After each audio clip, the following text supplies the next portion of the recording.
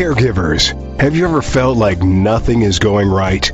Well, cheer up and welcome to Dave, the Caregiver's Caregiver radio program, where you'll learn how to avoid that dreaded thing called caregiver burnout and how to survive the grieving process. Join Dave and his guests now as they share practice tips and tools that you can start using immediately to help get you through this day.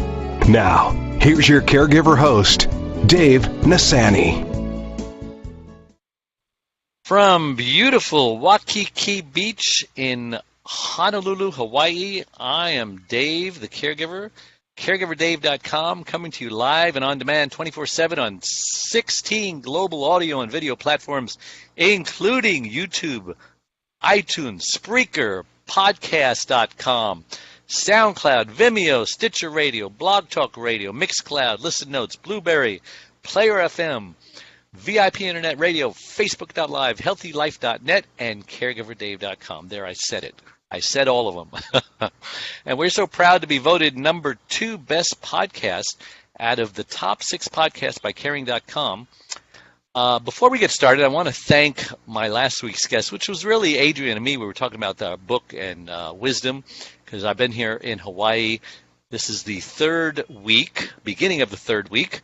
And so we're just talking about the book, and Adrian couldn't make it today, and I did 15 minutes of the show before this, but I was on mute, and Adrian wasn't there to tell me that I was on mute. It happens a lot. So I had to discover people started calling in, and they started texting, can't hear you, can't hear you, can't hear you, when I finally looked at the Facebook post. So, I mean, folks, I'm not perfect. This isn't rocket science. Hey, Neil, how you doing? Anyway, let's get started. I want to talk about my soon-to-be-released book, Dave's Hammock Wisdom, 99 lessons,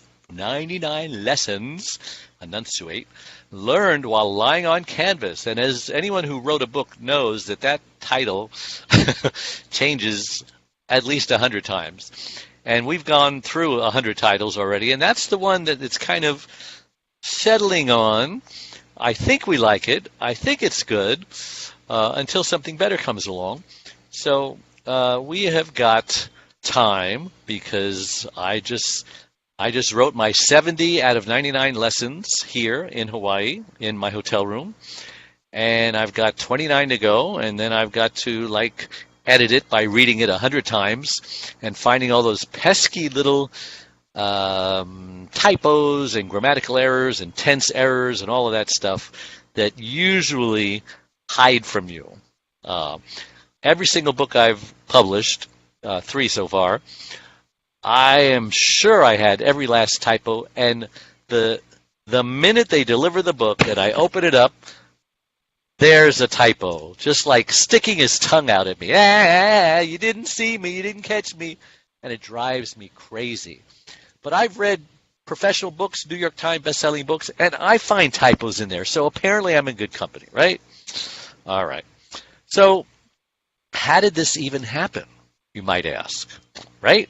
Hopefully you're asking that. And so I would just say it happened because I've been on hammocks all my life. I love hammocks. I love rocking chairs. Anything that keeps me moving like this or like this, and it drives some people crazy. And my TV coach says, when I was doing my TV thing, he says, quit rocking back and forth. The camera can't follow you. So I've learned to stop it purposely. But when I'm all alone, relaxing, I still kind of do it. So, but I'm on camera here, so I should stop it for you guys.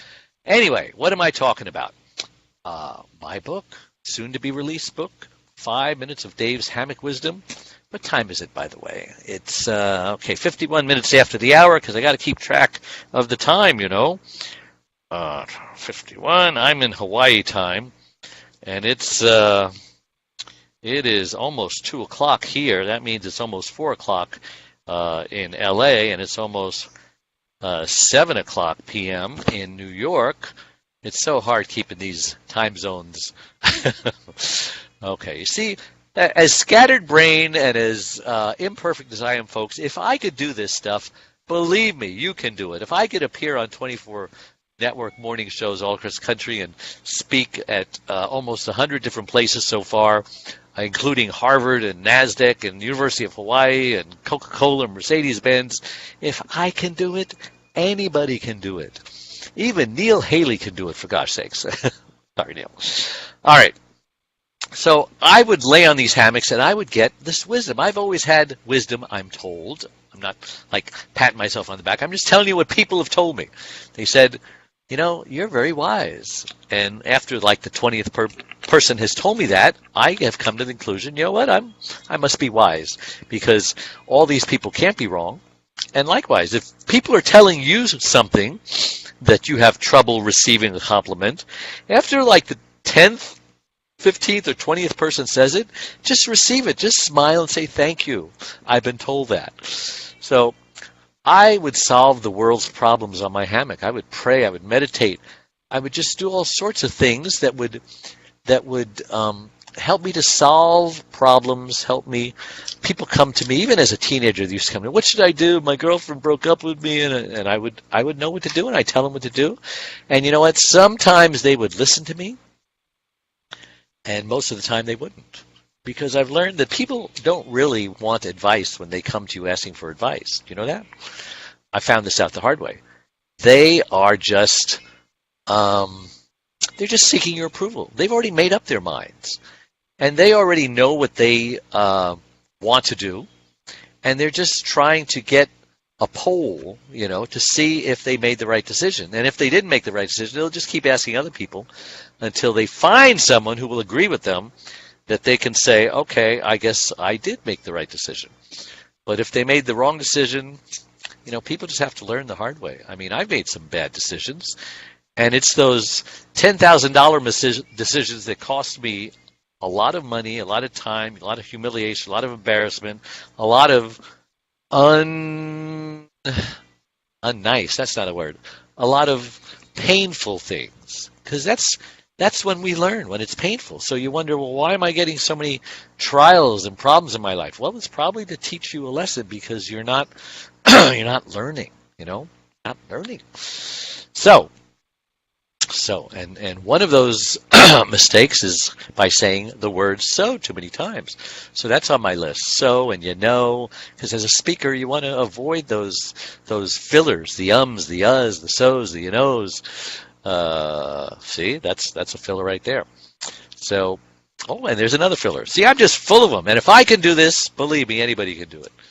But so many people, so many professional speakers, even on the radio, they are really bad about fillers and doing the uhs and the ums.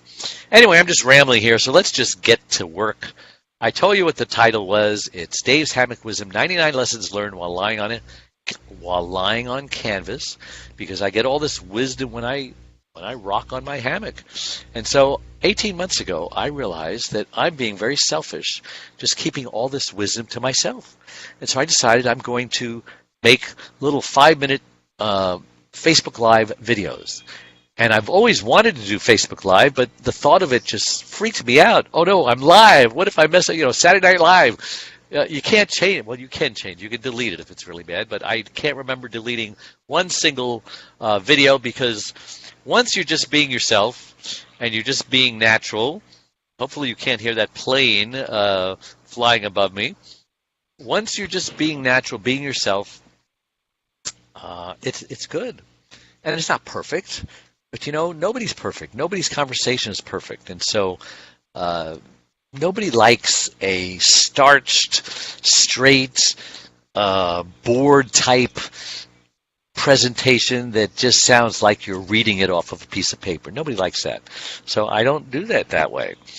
So I've come up with 99. There's actually more. I've done over 100 videos in 18 months. It averages 1 to 1.5 per week. And wherever I am, a lot of times I'm on my hammock, but when I'm in Hawaii, I didn't used to have a hammock, but I went out and I bought a hammock because I need to take a picture of the cover, right? My last book, which was It's My Life Too, Reclaim Your Caregiver Sanity by Learning When to Say Yes and When to Say No, has been a bestseller on Amazon. So I'm so bad about being distracted and coming back on topic. Ever since I hit, I don't know what age, 50, I'm 65 now.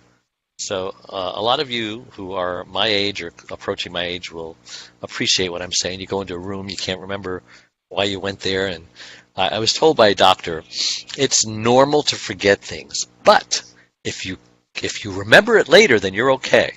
But if you never remember that thought again, it just kind of goes away, then you're in danger of having dementia, Alzheimer's, that kind of stuff, because it's like a hard drive, and there's a bad sector on your hard drive. You ever done that on your computer? You're going to close up those bad sectors so your data doesn't fall down this bottomless pit. Anyway, I came up with these lessons, I call it. I was going to call it chapters. And he says, no, you can't call it chapters. They're not long enough to be a chapter. I'm going to call it other things. But I decided on lessons now. I may change that later. But right now they're lessons. And let me just read to you the 70 lessons, because what else have we got to do, right? And some of these might grab you. Like lesson 1, take time to reflect on life. Lesson 2, is your GPS broken? 3, don't just exercise your body. Next one, unplug your addictions. Next one, yay for all the number ones. Have your heart's desire. Don't stress. Be like Rocky Balboa. Thank God for opportunities. Introverts, become an extrovert.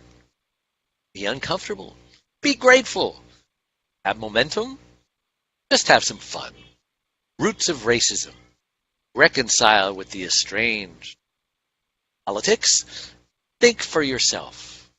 You are a winner. Just say yes. Don't judge. Stop putting people in a box. Be the leader you are. Choose friends like your veggies. How hot is your jacuzzi? Life is like swimming in the ocean. Enjoy the seasons. Speaking with an Uber driver. Want a friend? Be a friend. Happy man. Don't worry. Oh, I should have said that. Be happy, man. Don't worry. Are you swimming with the sharks? How's the currents in your life? Do something outrageous. Don't react. Anyway, there's a whole bunch more. I'm not going to read all 70 of them, or you might just get bored. But I'm going to read a few of these today because, like I said, it started out as 5-minute hammock video wisdom. Hammock wisdom videos. Get it straight. And they became very popular. I mean, people who I didn't even know were following me have mentioned, hey, I really like your videos. And my own sister, who I see very infrequently, but I talk on the phone a little more frequently, she says, hey, I really have been watching your videos, and they're really good. And I didn't even know she was on Facebook. I didn't even know she had a computer. But I mean, if my sister's watching these, think of who's watching them. Just because you don't like or comment at the bottom doesn't mean the people aren't watching. And when I do speak with people, I'm realizing that we have a huge followership, if that's a word, of my Facebook Live, my 5-minute. So I'm figuring not everyone's on Facebook, not everyone is on YouTube, not everyone is on a computer and can listen to my videos. So I felt compelled to write this book, my 4th book, because it's been 2 years since I wrote my last one, and it's time. And so I was coming to Hawaii anyway in February, and I says that would be a great time. Usually I get a bunch of talks scheduled or television or whatever, but I says I'm going to keep that to a minimum. I'm just going to spend every day writing. It's going to be a working vacation, as if there is such a thing as a working vacation in Hawaii, because it's impossible. Hawaii is just gorgeous. And even though we haven't had the greatest weather here in Hawaii, it's kind of cloudy, and then it drizzles, and then the sun comes out, and then it's cloudy, and it drizzles, and the sun comes out.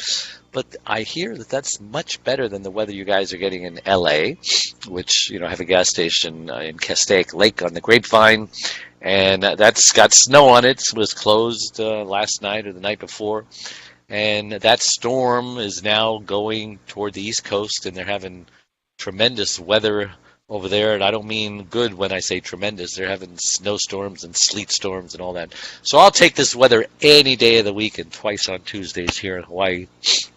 So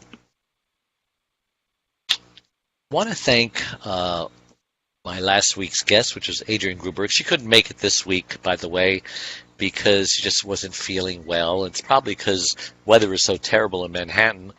And so I gave her a pass. We're going to do another show on Thursday. But I thought I'd do the show by myself to just talk about my book, talk about the wisdom, and talk about, it's going to be released, I don't know when, however long it takes me to read it about 100 times and then publish it. It takes about 30 days to publish it, maybe 30 to 60 days to edit it. So maybe in 3 months it might be out, but I just want to give you some teasers. So let's take something like, be like Rocky Balboa. That sounds like an interesting one, doesn't it? That's lesson number 8. So let me go to lesson number 8 over here. And, I'll read some of it, and some of it I'll just ad-lib. But I've been reflecting on what's happened to me over the last 3 days here in my Wilmington, Delaware hotel room. I just finished my TEDx talk. I was extremely pushed out of my comfort zone over the last 5 weeks, working on my speech where I had to remove everything that was promoting me. Yeah, my speeches, my talks, I usually am encouraged by my mentor and my speaking coach. Tell people who you are and why they should care, what you've done, where you've spoken, what's going on in your life, because people are interested in that. But not so for TEDx. They don't want to know anything about me. All that will go in the bio. My wife forgot her purse coming to Hawaii. Can you believe that? She didn't have an ID. She didn't have anything. And I said, oh, my God, how are we going to get on the plane? And if you ever wondered what happens when your wife or when you forget your ID, I think last trip, 2 trips ago, my ID had expired. And I was waiting for it in the mail. It never came. I guess it got lost or something. And they were able to get me through, even though I had an expired ID. It's not a big deal. How about if you have no ID and nothing, no credit cards with pictures, nothing with a picture on it? It helps that your wife is cute and is in a wheelchair and has a cute little dog with her that says service animal. That helps. And it helps that your name was Charlene, because the guy who was responsible for determining what to do, his mother's name was Charlene, and he loved his mother, and she had passed away, so she reminded him of her. So that helps too. But the bottom line is they have to believe beyond a reasonable doubt that you are who you say you are, and they will frisk you like 3 times as hard as someone who they don't normally frisk. Bottom line is we got through, but we don't want to go through that again, so I told my daughter, bring her purse. So she's telling me that she has her purse and the little wallet. She can't find the driver's license. But sometimes it gets stuck. There's so many different slots in there. Sometimes it gets stuck in the wrong slot, and so she probably just can't see it. So hopefully it's in there somewhere. Otherwise, we'll just have to do what we did last time. Find the guy whose mother's name is Charlene and, make pretty eyes at the guy who's inspecting her. All right. So, talking about Rocky Balboa. So I had to fly into Philadelphia because Wilmington, Delaware is a small place. It doesn't have its own airport. So, Philadelphia. What do I know about Philadelphia? Rocky Balboa is from Philadelphia, right? Hey, Adrian! And, right, I found out that there's a statue of him in Philadelphia. So I wanted to see the Rocky Balboa statue. I love Philadelphia cheesesteak sandwiches, so I wanted to get a real Philly cheesesteak sandwich in Philadelphia, because I only go to Venice Beach on Venice Boulevard near Washington, and it's a place called the Great Western Steak and Hoagie Company in Venice Beach, and there's a big sign that says 3,000 miles to Philadelphia, eat here. So who's going to turn down? I'm certainly not going to turn down an opportunity to actually get a real Philly cheesesteak sandwich in Philly. So I did, and it was delicious. Oh. And I found the Rocky statue, and there was a line.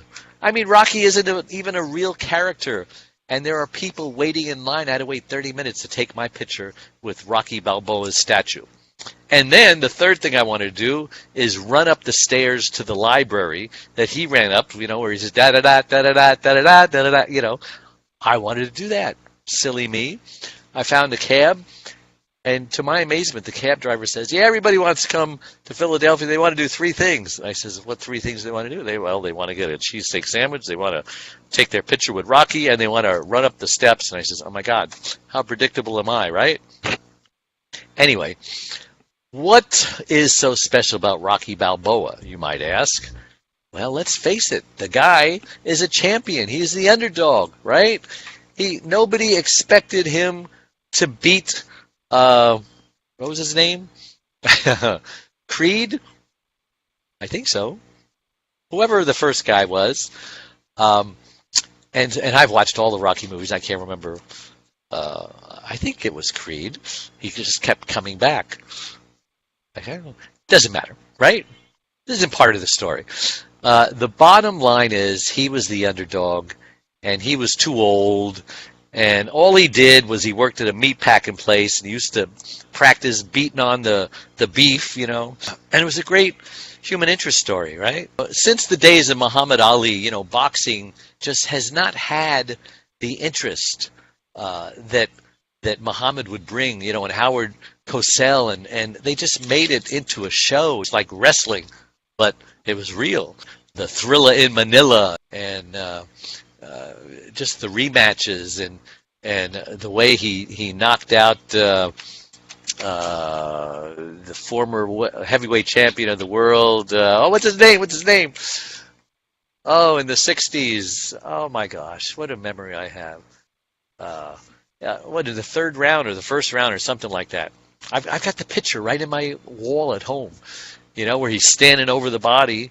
It's right on the tip of my tongue. Now I know how my wife feels. She has aphasia, and she knows what she wants to say. It's right on the tip of her tongue, but she just can't remember how to speak anymore because her brain was damaged in a stroke, and it can't remember how to form the lips and the tongue and the mouth to say. I'm stalling for time, hoping I can remember. Sonny Liston. Anyway, why should we want to be Rocky Balboa? Why should we want to even think about him? Because a lot of that movie franchise was so popular, and a lot of people don't understand why. I mean, Sylvester Stallone. I mean, they thought he was a joke, a Rocky. This is gonna, but it hit a nerve, because people. I had a guy working for me at the gas station back in those days in the 70s, and he was just obsessed with Rocky because he felt like he was Rocky Balboa, that life has been against him, and the deck was always stacked against him, and he finally gets his chance, and this guy wanted to be an actor, and he was just oh man, he was working at my gas station, just going on auditions and doing theater, and he just knew he was going to be the next big actor to be discovered in his mid-age. I think he was like 45 or something like that. Well, I don't think it ever happened for him, but sometimes dreams do come true. And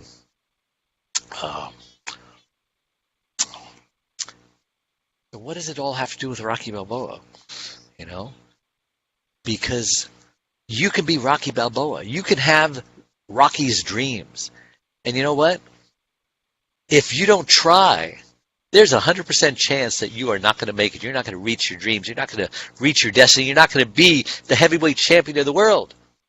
But if you do try, I'm not saying there's a 100% guarantee that you're going to make it, like my former employee who did not become an actor even though he wanted it so badly. But you know what? I would say there's at least a 50% chance that you can make your dream if you don't give up and you believe in it, you work hard, you do all that. So take your pick. Do you want a 50% chance of reaching your dream, or do you want a 100% chance of not? I'll take the former. Anyway, what else is out there? We've got a lesson number 11. Be uncomfortable. Nobody ever wants to feel uncomfortable, right? I don't. I mean, I'm here in the wintertime in Hawaii, and the wintertime isn't that bad, but the water is a little colder than it is than in the summertime. In the summertime, it's about 80 degrees, which is a nice temperature. I have LA Fitness membership, and they keep their water about 83 degrees. That's a comfortable temperature. I like 90, but 83 is tolerable. So 80 is not bad if you're going in the ocean here, but don't come in, little birdie. Bird just kind of says, "Got any food for me?" I hate it when a bird gets stuck in your house. It takes forever to get them out. Oh, I hate that. But unfortunately, these birds, I guess, are smarter not to come in. One Arm, One Leg, 100 Words, Overcoming Unbelievable Hardships is about Charlene, a stroke survivor. Back in 1996, Charlene was a healthy, normal, very active 52-year-old woman whose amazing talents resemble that of both a Martha Stewart and a Wonder Woman. But all that changed when she suffered a massive stroke that left her severely speech impaired and paralyzed on the right side. Everyone who knows Charlene is thoroughly amazed at how she lives day by day, month by month, year by year, and with a smile on her face and hope in her heart that everything is going to be okay. Just hear what best-selling author Lynn Barrington has to say about it. If you think you have it bad, read this book. This is a beautiful, genuine story told from the heart. It's inspiring and easy to read. When you finish this book, you'll be able to look at your concerns in a new light. One Arm, One Leg, 100 Words, Overcoming Unbelievable Hardships. Available everywhere.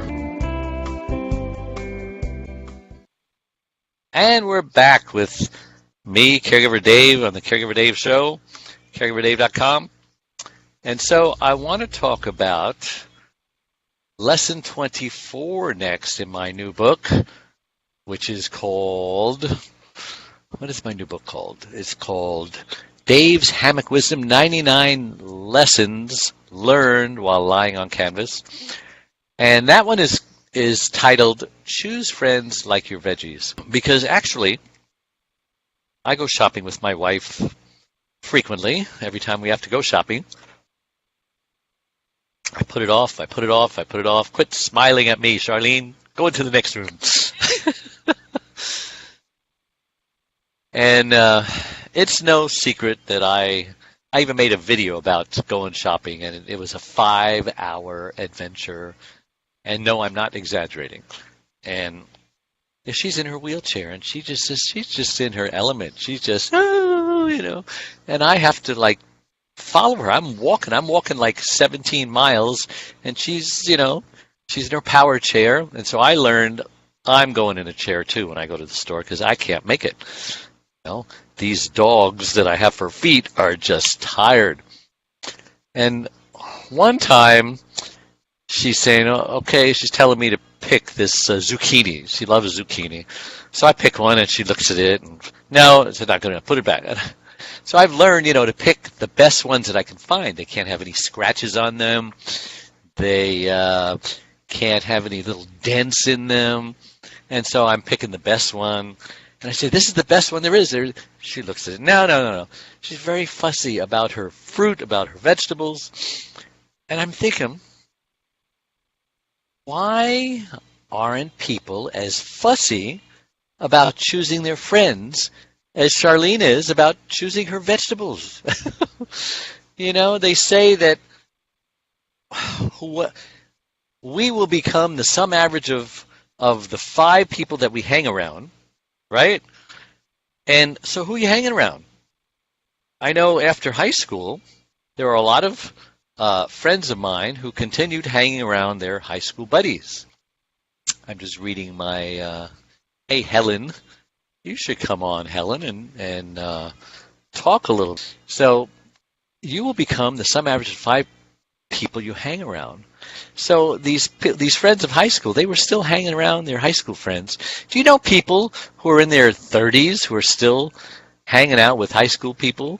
The varsity cheerleader or the homecoming king and queen and football player jock? Because a lot of these guys, about the inmate becoming institutionalized, and he got out of prison, and he was a big man in prison. Anything you wanted, he can get, and everybody respected him.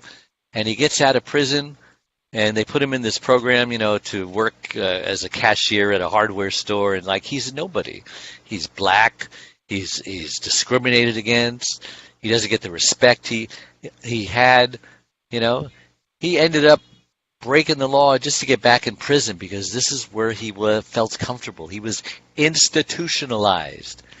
And And sometimes high school heroes can become institutionalized to high school, right? And so maybe they'll get a job like selling cars or something. And, car dealers don't get the respect that they deserve, right? Because it's hard selling a car. I've never done it, but I'm told it is. But it's not like being the star quarterback on the football team and you won all the games and you lost none and you went to the nationals, right? You're a hero. And now you're selling cars. And it's just a hard transition. But if those are your friends, and nothing against people who sell cars, for gosh sakes, I'm just making a point here.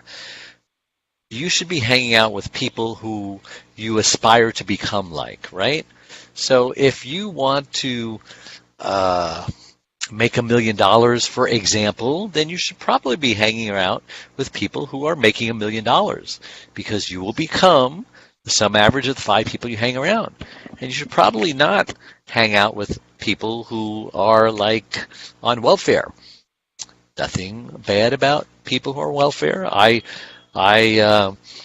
met my wife, and she was on welfare when I met her because her husband had beat her up, gave her 2 black eyes and a bloody nose, and she had to escape and raise a 5-year-old and 12-year-old all by herself, and had to rent an apartment, had to get a job, and so she couldn't make ends meet. So she had food stamps. She was getting aid to families with dependent children, all of that stuff. So she would buy at the Goodwill.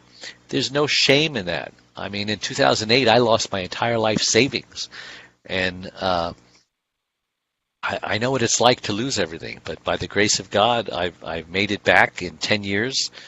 And I know a lot of people who didn't, so I don't know why, but I have faithfully tithed 10% of my income to the church because I believe the Bible, and maybe that's why I was blessed and a lot of people weren't. I don't know. I heard the statistic that only 10% of Christians who call themselves Christians follow that rule in the New Testament that says you should tithe, and maybe that's why, maybe that's not why. I don't know. Maybe. We don't know why. We don't know why I was blessed and other people were not, who lost their money in their 2008.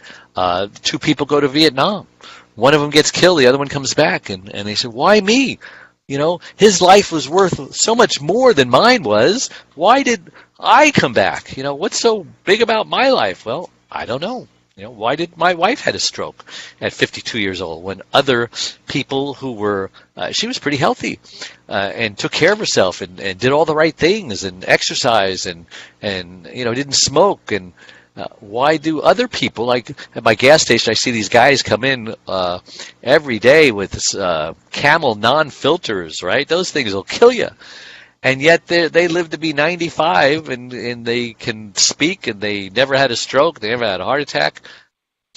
There was a runner in the 70s who was healthy, and he just dropped dead of a heart attack.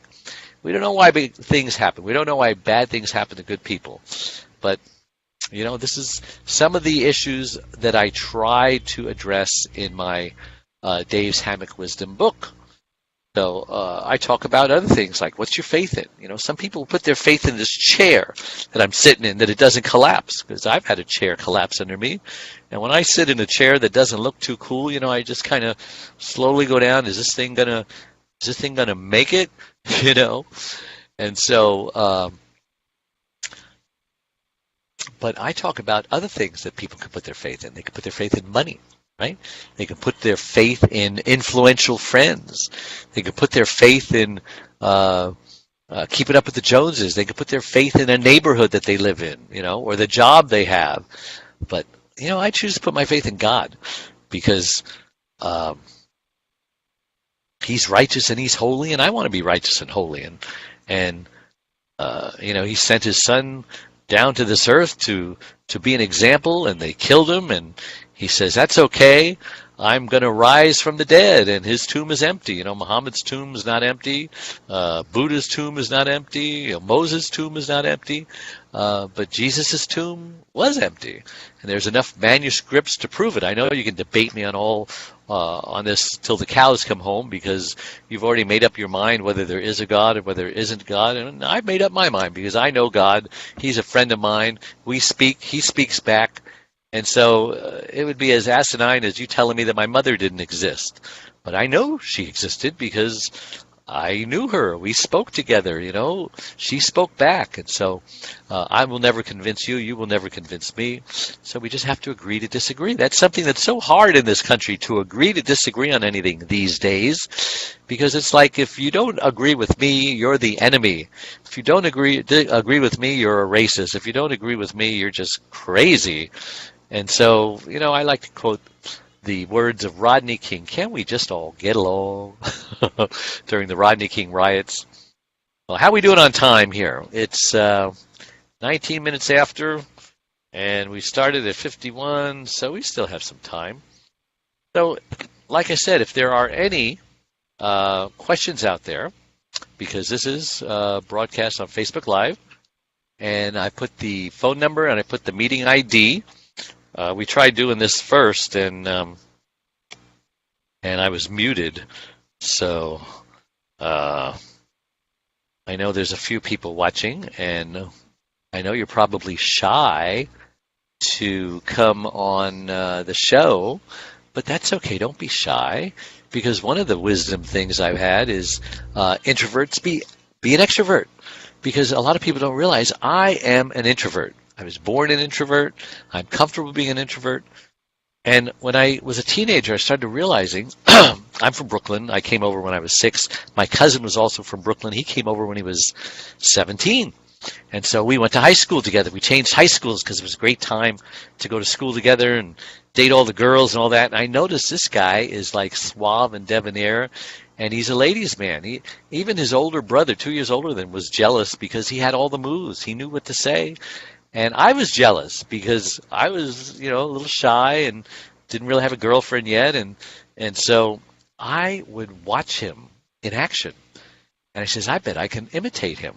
Because he would walk a certain way. He would have this body language. He would have these lines. And I tried it and it worked. And so I started acting like an extrovert early on in life because I wanted the results he was getting.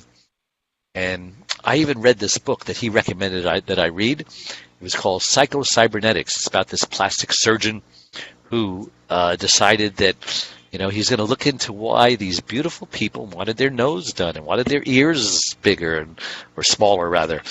And he did this whole book about how we have this self-image in our head, and regardless of how you look on the outside.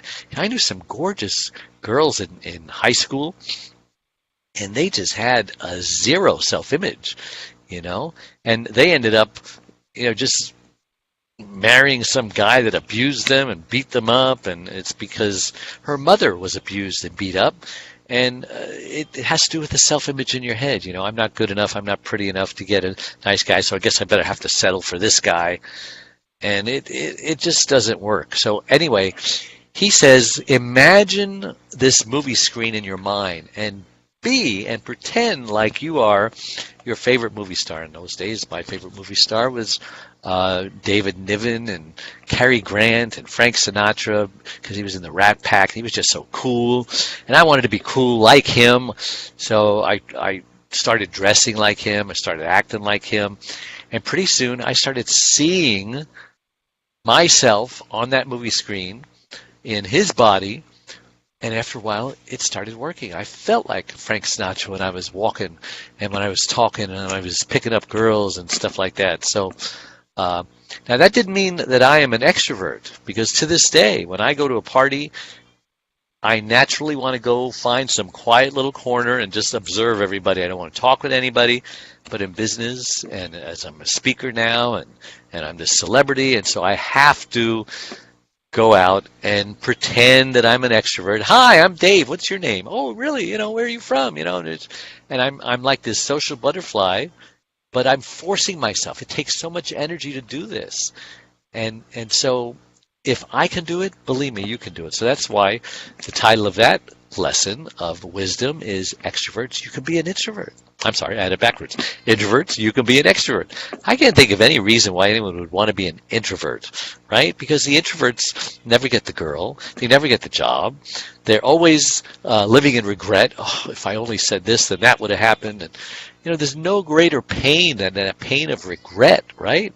I could have done this. I should have done that.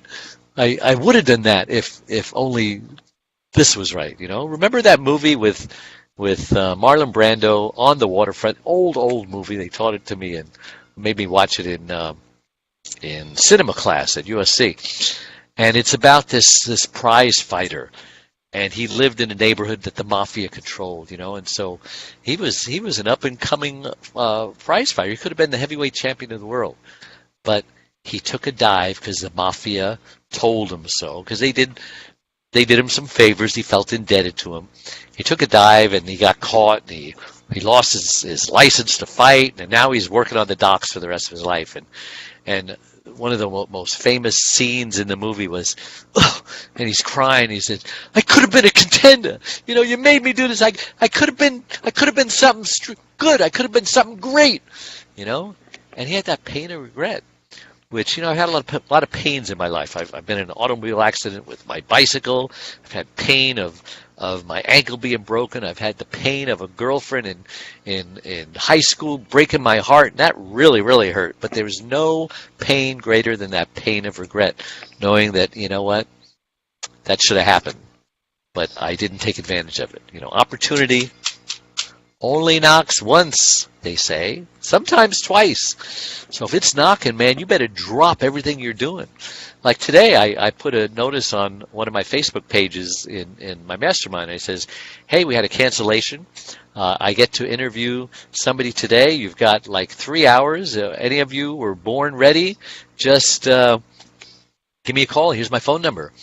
And not one person called me because I guess, the Bible says, be ready in season and out, And I like to always be ready. If there's an opportunity, I will drop whatever I'm doing.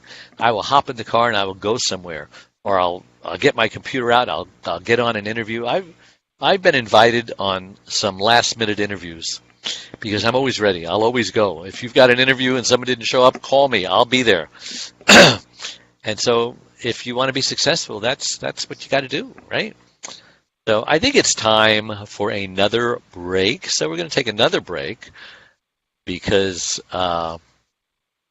you might need a break. I might need a break. And so we're going to be right back. So don't go away. Dave Nassaney, the Caregiver's Caregiver, has just released his 6th book entitled It's My Life Too. Reclaim your caregiver sanity by learning when to say yes and when to say no. It was specifically written for caregivers who know they should be putting their needs first, but just don't know how. Dave is the sole caregiver to his wife, Charlene, since 1996. He knows firsthand what caregivers are going through, because he is one. And he now speaks all across the country, offering caregivers his incredible caregiver support package. Even the airlines tell us that in the event of an emergency, to put your oxygen mask on first before you help your child with their mask. They know that those who don't heed their advice often black out, thus becoming unable to help either themselves or their child. And caregivers are exactly the same way. It's My Life Too. Reclaim your caregiver sanity by learning when to say yes and when to say no. Will help caregivers who are neglecting their sleep, diet, and social life and learn to put their needs first. Pick up your copy today or buy one for your special caregiver. On sale everywhere and at caregiverscaregiver.com. And we're back. Hi, Dave. Identify yourself. How you doing? I'm doing good. How are you doing? I'm just hanging tough. I've always written on some of these things, talking about how you've been a great inspiration for your caregiving book. You're a big fan. I'll make you president of my fan club. Thank you. Yeah, with 4 deaths in 4 months, a granddaughter came in, and my son got married. That was a lot to get through. But I had 4 major deaths in 4 months. Oh, my gosh. Who were they? Yeah. Well, my mom, I was talking to you and Adrian when I was on the phone with you when my mom was passing away. No. From the strokes and stuff that she's had. But she passed away October 15th. But 14 days before my mom's death was my brother-in-law. He passed away with AML. We didn't even know he had leukemia. So it was a shocker with him. And it's a shocker for my mom, too, because she only went into the hospital because she had a blood clot in her leg. And unfortunately, she never recovered from there. Then I had an uncle that passed away in late November that was close to the family. And then 45 days later, it was my boyfriend of 20 years' mother passed away. It was it was just, rough. And, with my boyfriend, Gary, he was in a wheelchair. He's an incomplete quadriplegic. Oh. So I was the caregiver for him and my mom in between and also working full-time. So it's kind of a bittersweet experience. Obviously, we miss those that are gone. But, yes. They were suffering, so we're happy that they have gone to their reward. But right. It doesn't stop the grief, does it? I'm sure you grieved from all of this. Any one of these. I haven't had really time to really grieve because of one after another, and then a grandchild came, and then a wedding came, and then another death, and another death. I really haven't had time to reflect what all happened to me. It's like it was so much to take in. And then my sister, she's already bipolar, manic depressive, split personality. Her husband's the one who passed away, which she had a major meltdown. Ended up in, a psychological ward for a brief time. Wow. She's getting special counseling for her because his death was devastating. And, my mom was 74 years old, but he was only 58 years old. So are you watching the loved ones of the ones that passed grieve? Are you observing grief? No, because I a lot of people question me. I do cry. I do have my meltdowns, but I don't cry for the fact that I cry because of happiness that I know that they're watching over me. You know what I'm saying? I'm religious. That's a good reason to cry. Tears of joy.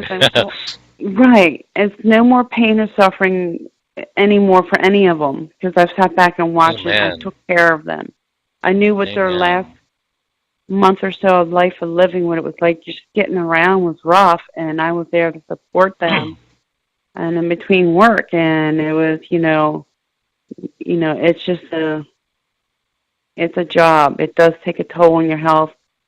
And it has taken a toll on my health. I'm sick. I got that virus that's been going around with the cold and the nose and everything else. I got that. What state are you living in? I'm Maryland. I wait for the snowstorm tonight. I'm so sorry. I'm here in Hawaii. Now, we're not having great weather, but, I'll take this weather any day over sunshine, drizzle, but I would rather take the warm weather than anything. I'm ready for spring. Well, it isn't very warm here. I think it's about 68 today. It's 34 here. Oh, my. So how's Charlene been doing?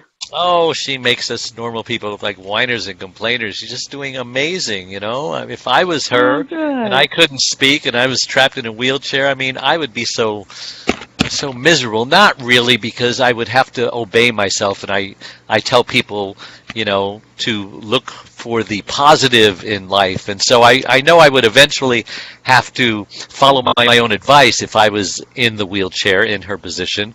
But she just does it so effortlessly, it's like she's got this connection with God, and it's like she knows something. She's a fighter. She's a fighter to keep going on with life. Yeah, and she's ready to go. That's one thing that's what I was telling Gary and my boyfriend when he was in an accident in 2005. I had lost many friends over the fact that, he was walking, we've got his couples and stuff, and a lot of them don't even bother with us anymore because he no longer walks. I said, well, he's still the same person. I can still take him out in his go-go scooter and everything, get him around. You know, Yeah. he hasn't changed. His personality's still the same. He's funny, but it's just how people perception of other people is the judgmental is just horrible. Yeah. So But how's he like doing? I tell him, What is his condition? he's an incomplete quadriplegic. And what does incomplete mean? Okay, he was paralyzed from the neck down. He had broken his neck. He was paralyzed from the neck down. He had a special operation. He was at a Kearney Hospital in Baltimore who got him back up walking. At first they said, the grace of God, he'll never walk. But I was determined because I work with special ed kids in wheelchairs and autism, all the spectrum above. I work with them, and I know what it's like for them, fighting for them just to, get out of the wheelchairs and do their exercise too. But they did their job during the day, and when I taken him home, I did the job at night, and I continued those therapies to get his mobility going. And for the grace of God, God was on his side the whole time. He's very religious too. That he was able to start walking. He started off with a walker and went to a quad cane, and now he's back to a single cane. But he does have his left hand is curled under, and his foot is called a drop foot, and it drags. Just like a stroke victim, like my wife. Yeah, and he drags. But he can't walk too far because he runs out of breath because of his legs start hurting him. But he exercises that way. So does he use a power chair sometimes? Yes. He has his go-go scooter. Are you able to travel together to different places? Oh, yeah. We go to places, and I haven't been able to do anything in the last 5 or 6 years because of taking care of my mother and his mom. But they're gone now, right? Yes, I told him this summer we're going on vacation. So now you are without excuse, right? Yes, that's no right. Excuses. We're going away. Good. He hasn't been down to the ocean. I recommend Hawaii, by the way. Oh, I wish I could go there, but I don't fly. What do you mean you don't fly? Are you afraid of flying? I don't fly. No, the last time I flew was coming home from England. I went in overseas and came home, and from the cabin pressure, it blew my eardrums out. I had to have surgery on them. Yes. And ever since then, I have been afraid to get back on an airplane. Now, why did that happen, or how could that happen? Or is it just you're very sensitive? My ears are very sensitive to pressure. Really? Is there something that they can do for people who have to fly, who have sensitive ears to pressure? I do not know. Check it out. Don't let fear of flying, if there's something that will help, keep you from, coming to Hawaii, for example. Right. Do some research. I know both of our friends, Richard Vassell. He texted me the other day, and he said, I had a premonition dream about his friends and everything. We go back his childhood, and I said, well, I hope it's good because I need the best good news ever. Because I've been keeping in touch with him, telling about what my roller coaster ride with the death in my family, and he said, well, I had a dream about how friendship, the bond we have. I said, look, I friendship bond a lot of people on Facebook, and when I bond with somebody and I converse back and forth, that bond is very strong for me. You become a very close friend. So we were going back, and I said, well, I'm glad that you had a dream that our friendship is very strong. I said, because that's good. But, Richard and I go way back. I always ask him how Allison's doing and everything, but Richard and everything, but I don't know. I do want to travel. I told him we need to travel. I do have off in the summer for a few months. So I told him we need to get away and go travel. Talk to your doctor and Google, people who are sensitive to air pressure. Maybe there's something that you can put over your ears. I don't know. There must be a way. I don't either. You can't be the only person in the world who's sensitive to pressure like that, Well, what did the operation do? Did they fix the problem so it's not going to happen again? Yeah, or what did they do? they had to take the ear off, and do a tympanoplasty, which is grafting the ear, taking skin from a part of the other body and graft it around the eardrum because it put a hole in the eardrum. My gosh, I can see why you're hesitant. I don't want to go through that again. Operations. No, but maybe your doctor's office can simulate pressure, and he can just take it up slowly, you know. Until my ear gets used to it. Yeah. But don't let fear keep you from experiencing life to its fullest, you know. I'm amazed that my wife at 74 can travel in her wheelchair. And it's actually, the airlines make it so easy for a disabled person to travel. You know, I get to put all my luggage and bags on her chair, and I don't have to carry anything. You know, it's like, it's cool. Yeah. We get on the plane first, you know. So I like it. But would you introduce yourself to the people who are on the show? Let them know who you are, what's your name, and if there's some contact information that you would like to reach out to some people who maybe have some information on the ear pressure, or maybe they want to ask you some questions, then you can be a caregiver advocate as well. Go ahead. Yeah, my name is Helen McCarthy. I'm from Maryland. I do have a dual bachelor degree in special education. I took off for many years because I was a caregiver for my mother and other people within the family and my boyfriend's mom. So, yes, my question will be, anybody knows anything out there about air flights and stuff for anybody who is sensitive to the cabin pressure. Wow. So, anybody, give or takers, I would love to have an answer for that. See, supposedly the pressure in a cabin should be the normal pressure when you're up there at 30,000 feet. They're supposed to keep the cabin pressure what it would be like down here on Earth, you know. So maybe that particular plane, it was not within limits, you know, and that's possible, isn't it? It could be. I mean, I don't know. It was a. Did you contact the airlines and let them know you had a problem? No, I didn't. I mean, you know, at that time it didn't dawn on me. I thought it was because of descending, the cabin pressure descending and me coming down back onto land itself is cause of the eardrum. Yeah, you should have. Maybe it was an issue. How long ago was it? 96. That's when Charlene had her stroke. That was 22 years ago. I think we're past and I the just statute haven't of been back on an limitations. airplane. And I have never been back on an airplane either. Oh, my gosh. Well, I don't blame you. But you know what? How old are you now, if you don't mind saying? 51. Oh, you're young. Yeah. You're just a youngster. You got to, now that you're free or more free, right? It's just you only care for your boyfriend now, right? Yes. You've got to take this as you've just been let out of caregiver prison. and now you have freedom.